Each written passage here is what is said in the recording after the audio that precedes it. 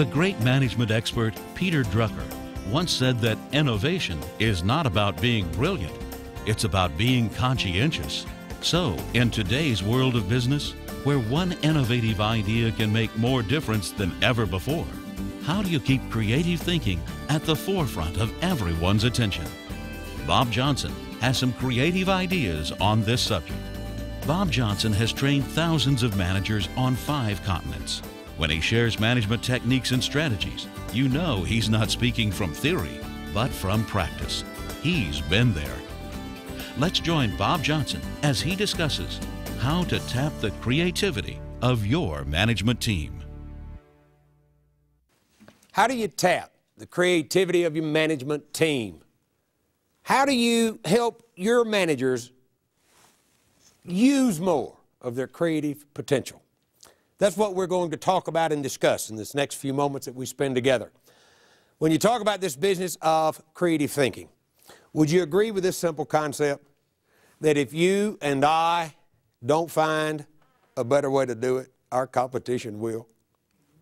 So true, so true.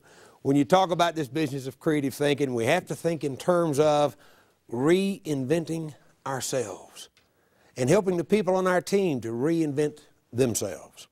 In essence, the purpose that we have in the next few minutes is to look at ways in which we can build and maintain a more creative environment which promotes a commitment by all to a concept of continuous improvement, because we've got to find a better way. While you and I are sitting here working to develop more of our creative ability in this training environment that we're in together, our competitors are sitting in their offices or out there in their regions thinking about how they can steal our best customer. So we've got to constantly be looking and thinking creatively. With the pace of change that we have in front of us, we've got to change on the run today. Is that true? No longer do we have the luxury of time to sit down and put together the perfect plan. That creates paralysis by analysis, and it just simply takes too long. We have to plan and think creatively and do it while we are on the move.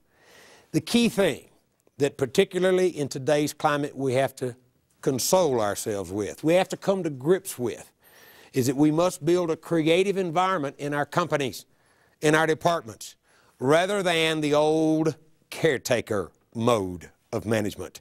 If all we do is sit and try to take care of what we have, with the rate of change being what it is, we'll be left behind.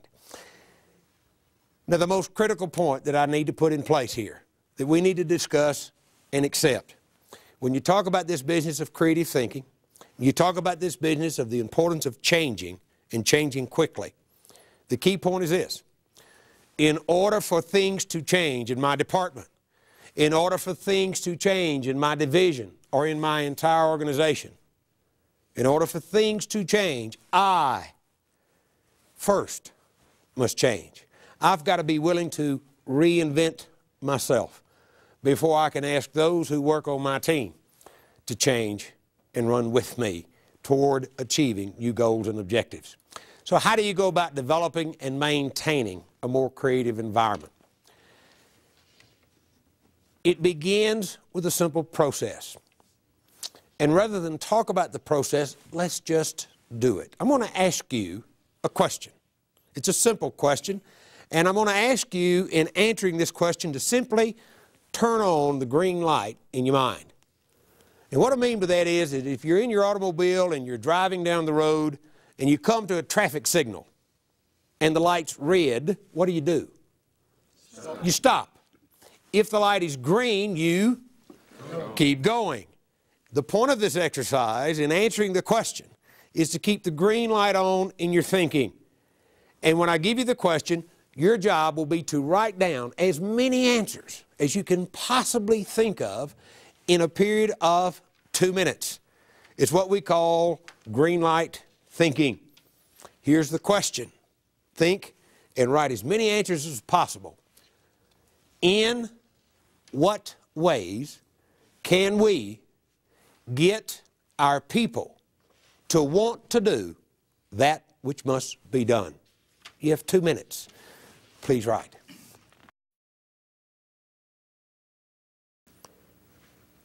All right, thank you. Pens down now, if you would, please.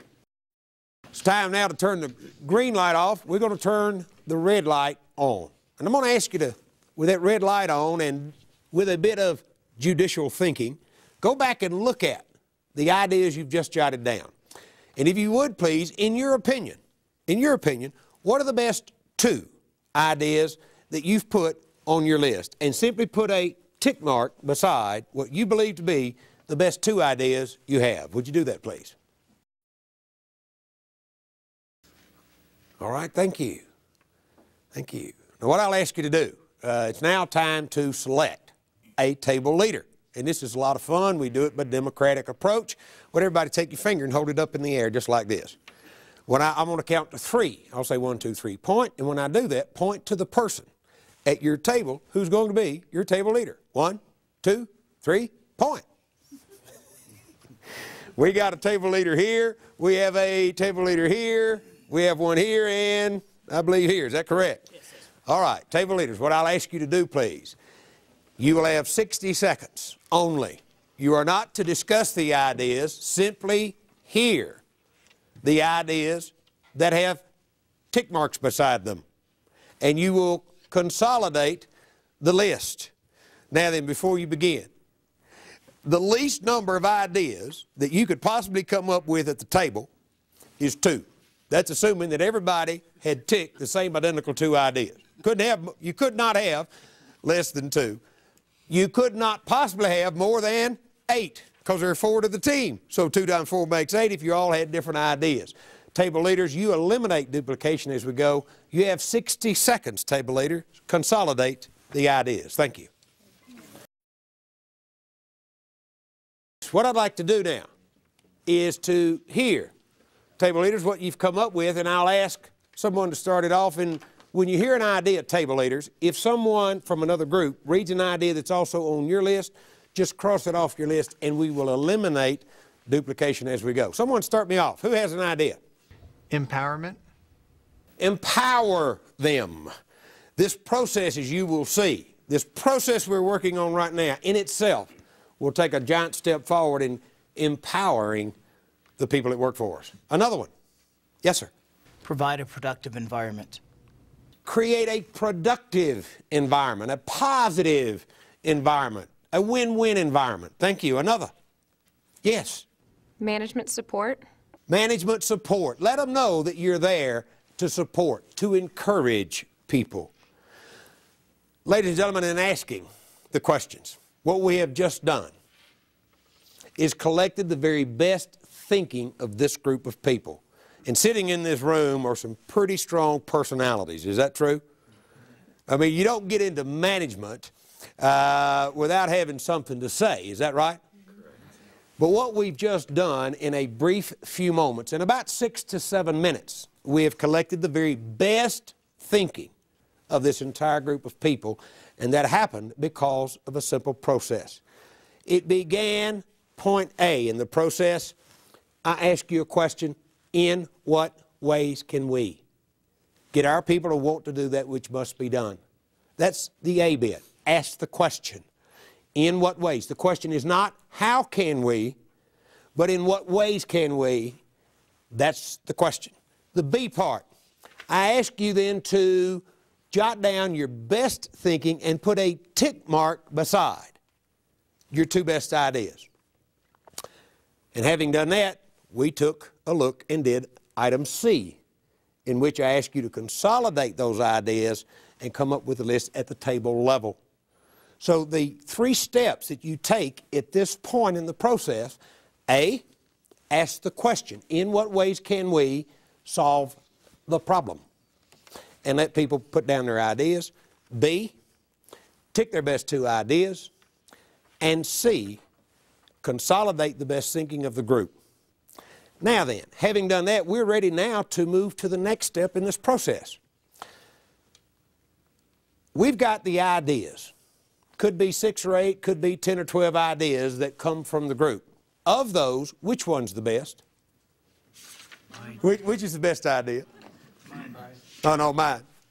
My ideas are better than yours, aren't they? Sure. Oh, he's real easy. He agrees, yeah, my ideas are the best, and you're saying, no, you want to argue about it. And often that's what happens, particularly in management meetings. Is that true? Or team meetings. Ideas are like little children. We love our own. True? True. Now, will you work harder to make your idea work or to make someone else's idea work? Oh, for sure. For sure. So if we want to begin to create an environment where people buy in on things, let's start using more of their ideas. And we've covered a simple process for doing that. Now, how do you select? How do you go about selecting the best of those ideas? Sometimes you may be able to use several of them. But generally speaking, one of the ideas is going to be the best one. Does that make sense? All you need to do to determine which is best is simply, having collected the ideas, then identify what are the absolute criteria that the idea must meet. As an example, you may have to set a criteria that says if we have to spend more than X amount of money, we cannot use the idea.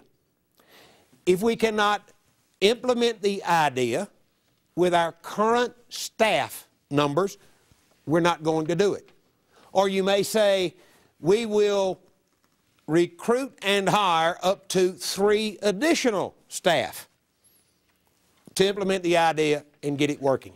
So all you need to do is to take the list of ideas you've come up with and then identify the absolute criteria that they must meet.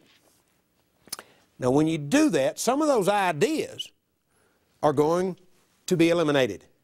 So let's say you started out with 8 ideas. You looked at your absolute criteria, and now you have a list of 3. You're ready to take the next step.